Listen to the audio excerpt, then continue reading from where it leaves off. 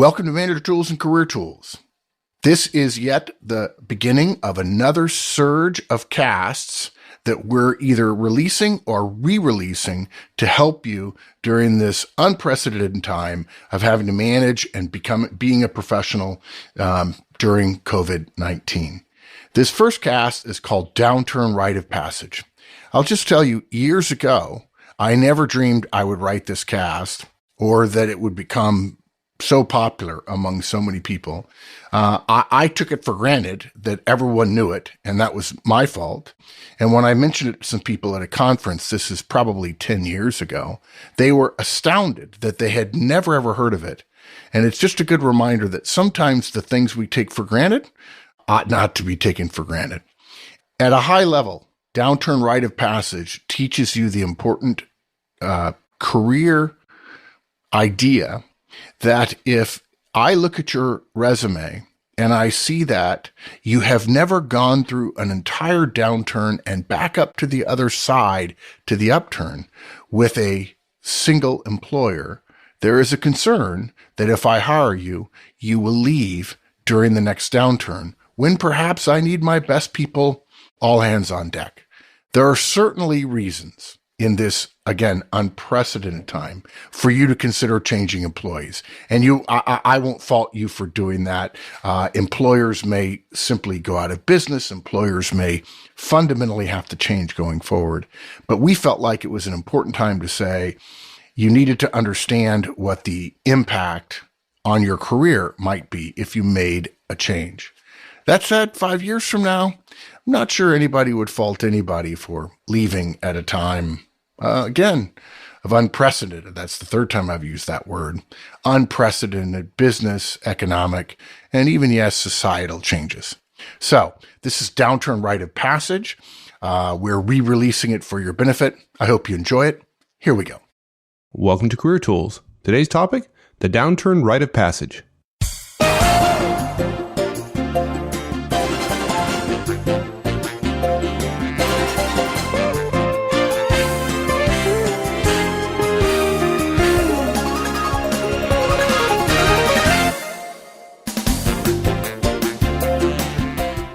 Hi everyone, this is Mike, and welcome back to Career Tools.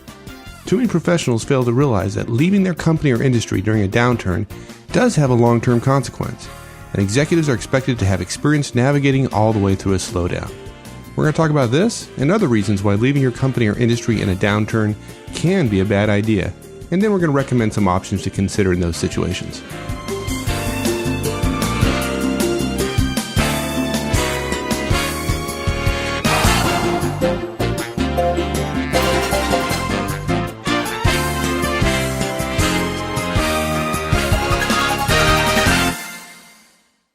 We talk to folks all the time, and there's these myths out there about how to handle downturns or recessions, bear markets, whatever you want to call them, right? Yeah. And these things they're all part of the ups and downs of every successful career. And as hard as it is for many young professionals to believe, every successful executive we know will say that they've been through at least one of these. Sometimes many of them, right? Oh, yeah. And in downturns, that's part of the experience that makes them a better leader and manager. Yeah. Whether it's a recession or a bear market or a share slide of your company shares or of market share or a divestiture of your division or being purchased and a big cutback or whatever, a tough time in your organization. Part of where the mentality of I've been through this before and I'll do it even better this next time, part of where that comes from is really something that's kind of disappeared today, which is long-term employment with one company. You know, if you've been with one company for 20 or 30 years, you will have been through a couple of downturns. Right. Well, we're not going to, harken back fondly to a quote unquote a better day, are we? No. Yeah. You and I both agree that democratization of talent is good, that we don't want non-free agency, so to speak. We like the concept of a brand called you. We like people managing their own careers, in part simply because companies don't do it anymore because they cut back and cut back and cut back. But one of the positive artifacts of people staying at one company or maybe just two companies in their entire career was that they went through downturns simply because people didn't leave when they went through a downturn. It's simply what you did. It was neither right or wrong. It was just the way people did it. Now that's different. People feel much more comfortable being at 6, 7, 8, 10 companies in their career. And there's nothing wrong with that. It's neither good nor bad. It's just different than the way it was before. But there is the downside. And that is that if you're not at one company for a long, long time, you run the risk of jumping around and missing the experience of going through a downturn. Today, younger professionals are much more likely to believe that if things go south, I'll just go somewhere else. People over 50, and maybe really probably it's people over 60, would really never have dreamed of it. Right. Yeah. And if you're a Gen Y person, you're probably saying, well, their time is past anyways. Good riddance. And, and maybe you're right, but isn't it funny how like the majority of major CEOs are, well, older than you? Yeah. Yeah. There's a lot to be said about meritocracy and experience. And there are plenty of young people now and 20 years ago and 40 years ago and 60 years ago and 100 years ago who says, I don't see how those people at the top are that much better than me. I don't think experience counts for that much. I could do their job just as good as them. So apparently not. Yeah. Okay. So this is an important career management topic, which of course is why we're covering it in Career Tools.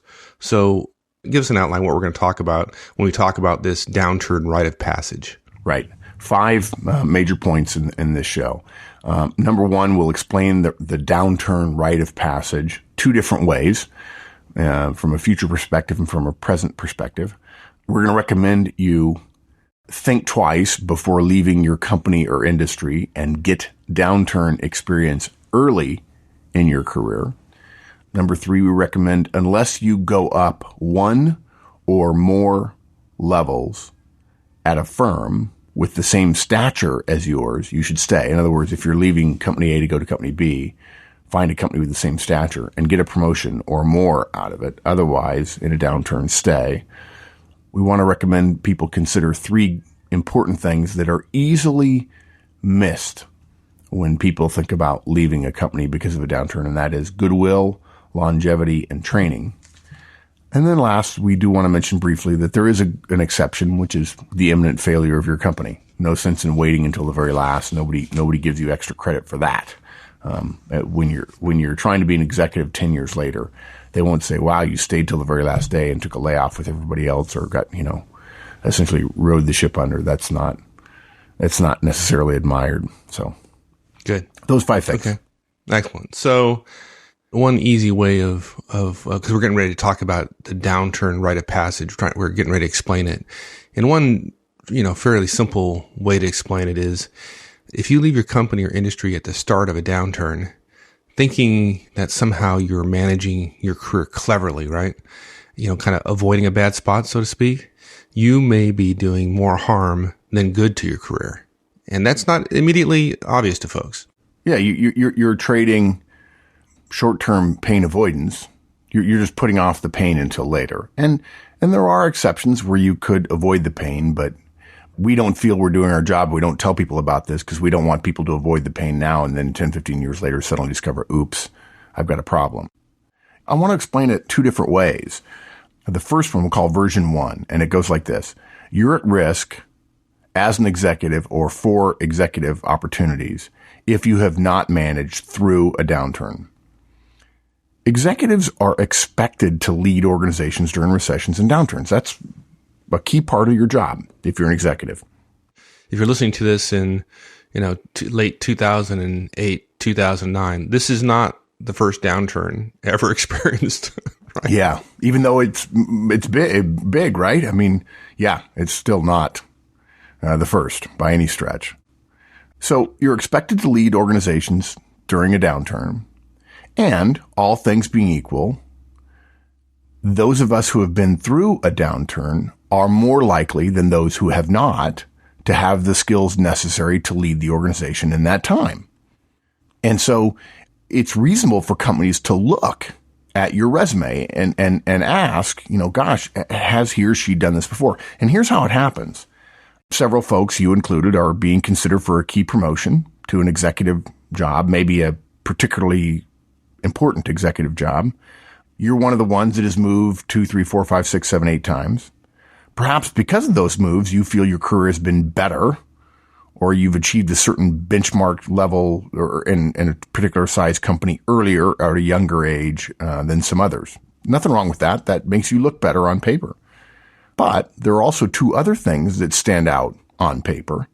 One, you've been at, relatively speaking, more companies and potentially more industries than the other candidates. And even though job switching is much more reasonable today than it was 30 or 40 years ago, that still does raise eyebrows. Yeah, you actually think executives notice that kind of stuff? Yeah. Yeah. The sharp ones do. I certainly do. Okay. I just asking. Yeah. And never having gone through a market, never being at a company which goes through a down market, we notice. Now look, maybe if we're in a 3-week succession planning review, we reach out to you. We ask questions. We've got some time. We sit down with you. We have lunch, and maybe we quiz you a bit on what you've done and where you've done it, and discover that your resume doesn't show it, but you've had a lot of cost-cutting experience. You have had a lot of soft market experience that just doesn't show based on the timeline. Maybe we don't know your industries that you were in that well. Maybe that happens, right? But far more likely, that does not happen because we're looking at 100 people or 50 people, and I only know 2 or 3 of them. And my job in the succession planning review is to protect or to support and promote the 2 or 3 that I do know. And so we just decide, hey, she's going to be an executive. We're going to turn to her to lead her division in a downturn. And she doesn't have the experience that some of these other folks have. Maybe we should just go with somebody else. Okay, I get that, but let me ask you a question. I mean, suppose we have some listeners who we're not able to convince, and they do hop around, right? I mean, technically, there's nothing wrong with that, right?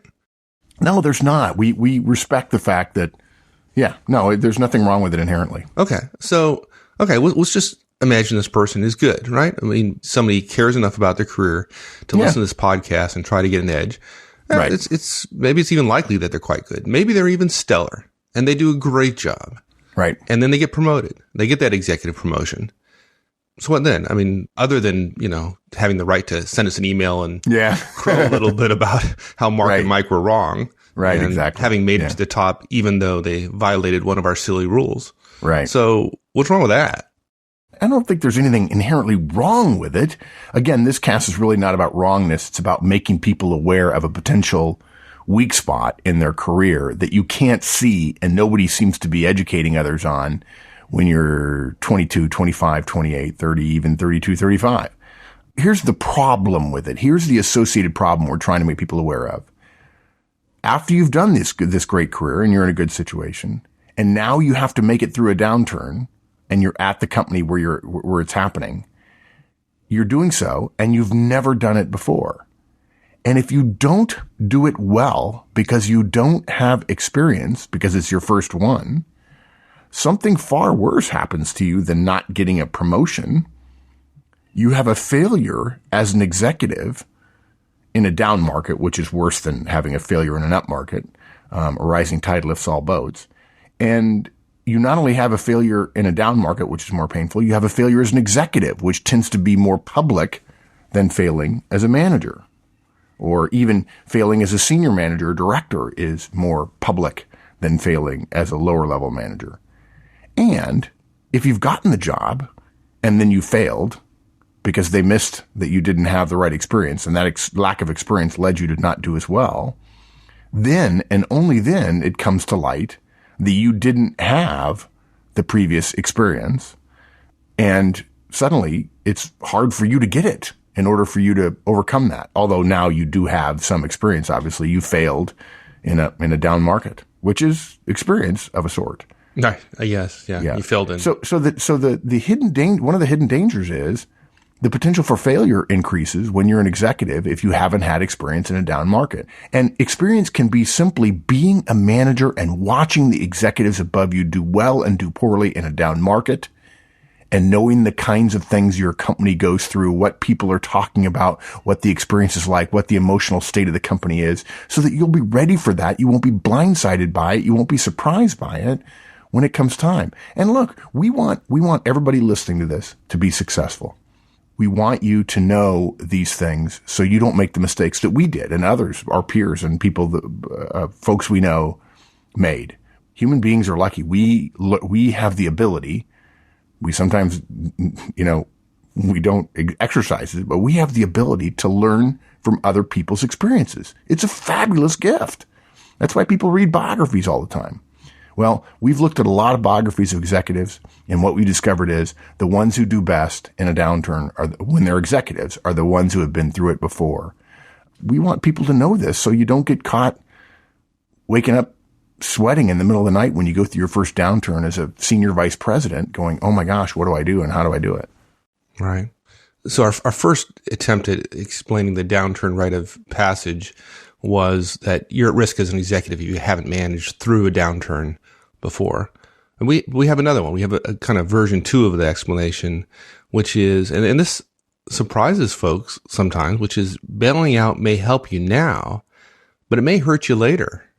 Yeah. And all this is just a more immediate way of saying it, right? We know there's a benefit now. We're not telling you don't take that promotion going somewhere else or don't move. We're just saying be aware of what the situation may be later. Sometimes when we've shared this concept with Gen Y professionals, they scoff a little bit at us. And again, we're not going to argue that you could probably get away with skipping one downturn by jumping to another company that's not in the industry that's affected at the time. Here's a way to think about it that'll give a little bit more immediacy to your career, perhaps, for those folks who are dealing with it right now. For all the help you might get from changing jobs or industries in a downturn, remember that price of learning about a downturn will get paid. You will go through a downturn at some point. If you skip it now, when you're resilient and your responsibilities are smaller and failure probably won't be blamed on you, you're going to go through it later with more risk, less experience, and with no ability to get what you need in time to have it help you succeed. If you don't get experience now or soon, that lack will haunt you at some point. Right. Which leads us to our next kind of major bullet, which is we recommend that folks really think twice before leaving your company. Get the downturn experience early, right? Yeah, I guess this is really the core of our actionable recommendation here. This is one of those casts where we want everybody to understand this theory. And if you understand the theory, it's much easier to take smart actions, but we also want to recommend specific actions. And this one is think twice and, don't put off forever getting the downturn experience. Waiting until later in your career simply raises the stakes. Do it now when your scope of responsibilities is smaller and failure is recoverable. Again, let's go back to the Gen Y point a little bit. For the Gen Ys in our audience, there's a great book. It's a great book, which we disagree a lot with, called The Trophy Kids Grow Up by Ron Alsop, a Wall Street Journal guy. And in it, one of the Gen Y folks in the book says, job switching is definitely a characteristic of my generation. After 2 years in a job, many of my friends felt they had to move on to another company or go back to school. And look, again, we know there are good reasons why Gen Ys feel this way, right? I mean, sure. I mean, we've seen it, right? They grow up watching their parents getting laid off in the 80s and 90s. That's a pretty good reason to feel the way they did. Yeah. Yeah. And that's good. So you come into the workforce as a Gen Y and you say, man, maybe I need a job switch when I feel like things are getting soft. That's a smart conclusion to draw. And yet there is a short-term benefit of the job switch. And yet you also tend to lose that longer-term perspective. And there were benefits of the longer-term perspective. So our point here is be careful, those of you who are Gen Y, the millennial generation. Job switching can be a harsh mistress when the recession plays musical chairs with jobs and factors like longevity and relationships and experience are brought into question. We just want you to be cognizant of these things when you're thinking about these career choices. Okay. Now our next point, which is our third major bullet of this cast, frankly, I think it applies a lot more than just in a downturn, but it's particularly important during downturn, which is unless you go up, one or more levels at the new firm with the same stature, we'll talk about what that means in a minute, I think, But unless you're going up 100 plus levels, same stature, stay where you are. Yeah. This is a good rule of thumb to apply if you are thinking about leaving. Again, we're not making it categorically, please don't do this, it's wrong. We're saying be aware. We're not saying it's black or white. It is likely that you will go through the downturn rite of passage at some point in your career, and sooner is generally better. But if you are going to move, here's a way to evaluate the relative now value of the move versus the later cost of the move when you avoid the downturn. If you can get a promotion, at a minimum, a promotion. So if it's a lateral move, we would recommend not doing it. If you can get a promotion, and really even 2-level moves up, while at the same time moving to a company that has roughly equal stature to the one you're at now, you can probably justify the move. Now, promotional moves are really more rare than lateral moves. There's an old saying in sales that it's very hard to go from being a salesperson at company A to a sales manager at company B. Company B says, well, you may be a good salesperson over there, but in order to be a sales manager over here, you have to prove to us that you can sell our stuff. So let's bring you over as a senior salesperson. And the reason is we're going to promote you to manager. Well, that's called a dangle. And I think we need to do a podcast on the dangle, even though I've talked about it before. Yeah. And many people move over expecting to get promoted, and then they don't. And the reason why is because their sales numbers don't hold up when they move from company A to company B. Getting a promotion with a move to another company is not nearly as normal as moving laterally, so they can see whether or not you can do well in a new company.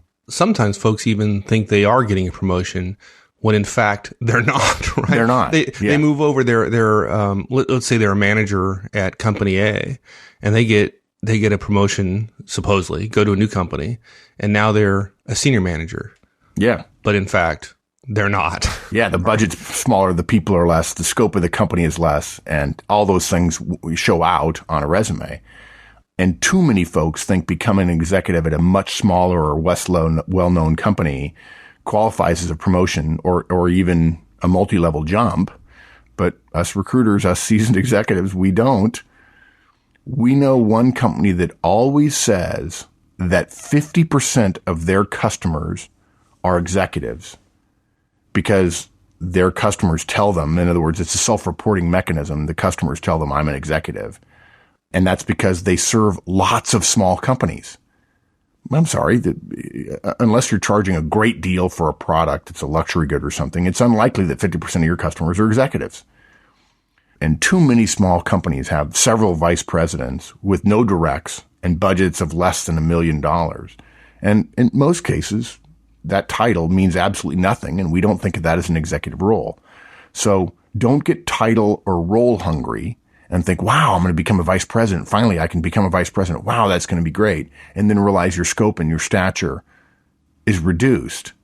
And then you think, well, but I avoided the downturn and now I'm a VP. Well, 5 years later, when a recruiter looks at it, they say, well, he hasn't been through a downturn, and boy, he just took a step down or a lateral move, but apparently he bought into the whole title thing. So in other words, he's not that wise. He's interesting, but not wise. Right. So be careful. Good. Now we have a number of other factors to consider when making these kind of downturn avoiding moves. One of those is lost goodwill, which is one of those kind of hidden values that works in one place, but I'll tell you, when you go somewhere new, all that goodwill, all that value is gone. Yeah. And goodwill, for those that haven't heard it, we've talked about it before, is the ability one has to get things done where one is presently working, which is based on existing relationships, previous work experience, your reputation, and your time in a role and a time in an organization, which would not exist somewhere else. Companies actually there's actually a monetary value put on their goodwill. When companies are sold, the difference between the value of their actual assets, what you're buying, and the purchase price is often ascribed to goodwill, which is literally an accounting phrase designed to capture the reputation of the firm. And the fact is, employees have goodwill too. It's easier for you to do whatever it is you do now, where you are now, than it will be in the beginning of where you're going to in a job change. Maybe your role power will increase. That's good. We like that. But that's rarely enough initially to overcome the loss of your knowledge of who knows who in the firm, who can really get things done, who not to upset, how to get a budget okayed, where the copy room is. Those things take time, and you have to think about them early in your new position, which you didn't have to think about before. Right. And they're much more valuable than you probably think. Yeah. In fact, I would argue, Mike, that at some point in the future of manager tools and career tools, we need some sort of, we need an accounting mechanism. We need what amounts to a proxy for goodwill, because accountants have done it for companies, right? They've valued it. We've talked before about certification of managers, essentially independent certification. There's got to be a way to value goodwill for managers, reputation, and so on. Yeah. Well, until we do that, though, suffice it to say, folks, be careful with this one. Right. Good. Yeah, there are two others too, lost longevity and lost training. Look, longevity, if you're moving between two big companies in a role that's not a fiduciary one, in other words, not at a very, very senior level, longevity does matter. It not only affects your goodwill, it stands you in good stead when your bosses decide who gets cut when the downturn affects your new company. Less longevity means more risk, not because we make decisions based on how long somebody's been with the company. There are some Gen Ys who say, I want it to be a pure meritocracy. That's okay. We respect that. Many big companies would say, we want to be more like a meritocracy too. We want it to be less experience based. But it's not just your time in the company that matters. It's what your lack of time in the company means. What it means if you just made a move and then your company goes through a downturn because you have more risk, because there are less executives willing to stick up for you in that steel cage deathmatch meeting. You have less reputation, less of the goodwill associated with longevity. You don't have somebody saying, we've got to keep her. We've got to keep him. I know how good he is, because you haven't impressed them with 2 or 3 home runs or triples or doubles even. Oh, we talked about it earlier. It's even worse than that, in the sense if you're a Gen Y, and we've talked about where it's a completely valid belief that you should be moving around. But if you move 2 or 3 times in a young career and a company is going through tough times, executives and managers have no choice but to assume that, hey, when it gets tough here, the person is going to leave as well. So why spend that political capital keeping somebody who hasn't demonstrated a willingness to stick through it? Yeah, you're gone.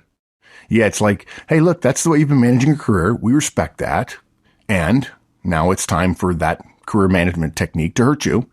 And it hurts you because we're not sure you'll stay with us. And to have been, let's say the downturn lasts a year and you leave after coming up with a plan and you start implementing it. And then you decide, I don't like this downturn as much as I'd like. And you leave 3 months into your plan of a year long. And then it takes us 6 months to find somebody to replace you because it's a downturn. And wow, because nobody wants to leave the company they're at because they know longevity matters. Wow, suddenly it's 9 months of a year-long downturn and we haven't had any stable leadership in your division. Right. And we like to think that companies are run purely on the basis of merit. But yeah, we love that. We know that's not true. Relationships matter. And if you're new to a company, you don't have the relationships that folks that have been there for years have. And it will hurt you. I'm trying to think of the story I just read recently where some boss looked at somebody and finally just said, look, it's simple. I just don't like you, which is, it's not criminal. If it were criminal, then we wouldn't be human, or because we're human, it's not criminal, but it's sad. Yeah. One of the few honest folks out there. It's sad, right? But hey, you know what? It's real. Embrace reality is one of Horstman's new laws. It's just like, hey, if wishes were horses, beggars would ride. And, let's live in the real world. Okay. And then lost training. Look, we're probably beating this horse up enough, but we're simply reminding you again that if we don't go through a downturn now, we're going to miss training we're going to need later as an executive. And some of that training is just literally feeling the pulse of the company as it goes through the experience. Okay. And then after all of this, which might lead people to believe that we suggest you never leave a company in a downturn, maybe we ought to talk about the exception to what we've laid out here, because there are exceptions. Right. If you're certain your company is imminently likely to fail, it's going to collapse, or it's going to conduct massive layoffs from which you are not dead certain you're going to be spared, If you believe your job is significantly a risk, and by the way, the number I use to help the executives that I'm talking through on this, if there's a greater than 40% chance, not 50% chance, but a greater than 40% chance you'll lose your job, then okay, go. Okay? You may end up in a place where the downturn still hits you, or maybe you don't. Maybe you missed the downturn, and it's better to miss the downturn and to have all these potential future negatives than to lose your job all of a sudden and not be ready for it. Staving off unemployment is an absolutely good career management technique. Right. Yeah. Keeping employed. That's a good one. Yeah, that's a good one. And it's interesting that you said the only factor you talked about here is your chance of getting laid off. What you didn't say is, hey, if it's really tough or it's really hard. Oh, please. Right? We're not suggesting that you stay in spite of all the signs that say that you're going to get laid off for the sake of having stuck through it. We're not saying that at all. Obviously, you need to stay employed, but don't leave just because it's going to get tough. Yeah, it's going to get tough, but that is part of your growth experience. Yeah, I joke with people that, people tell me all the time, you have your own company, you have all kinds of free time. And I look at them and say, well, you've never had your own company. Right. Yeah. Somebody said, well, how tough can it be? I said, well, I ate oatmeal for 18 straight days. When the company needed cash, I didn't have any because I was the company, and that's how I managed my cash. I didn't spend any personal cash, and I didn't have to go through the couch looking for quarters, but darn near did. I would describe that as a tough time, and toughness is not the criteria. It's risk. And you'll notice that we don't say greater than 50% chance, and we say 40% to increase the chances that managers will be careful. But let me also say this. Most managers we know greatly underestimate their likelihood of being laid off. In the last 6 months, I can only think of 2 or 3 people out of 100 that were completely ready and not stunned. Wow, we need to do a cast on that. Yeah. I tell you what, if you can't, if you don't know how to effectively evaluate your chance of getting laid off, that's going to be tough. Yep, I agree. All right. Well, that's it. I think we explained the rite of passage, right? We explained it a couple of different ways. We'll probably beat that horse to death. We recommended thinking twice before leaving and get your experience in a downturn early so the lack of it doesn't come back to haunt you. As a general idea, if you're going to make a move in a downturn, look for a promotion at a company of the same stature of the one you're at. If you leave Procter & Gamble, don't go to brand X. If you're leaving Coca-Cola, don't go to some never heard of company just because they're going to promote you. And then make sure you consider factors goodwill, longevity, and training.